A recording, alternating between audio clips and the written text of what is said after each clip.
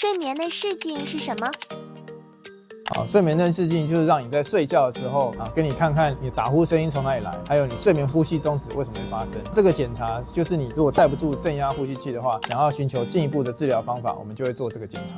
为什么睡眠内视镜要睡觉的时候做？因为醒的时候没有人会打呼嘛，我们一定要让你睡着的时候才能看到你打呼的声音从哪里来。那这个检查只要20-30分钟，很快就可以做完。我们就可以从这个检查看看你的后续的治疗方式是怎么样，要怎么样才能改善你的打呼。追踪徐医师，一夜好眠不打呼。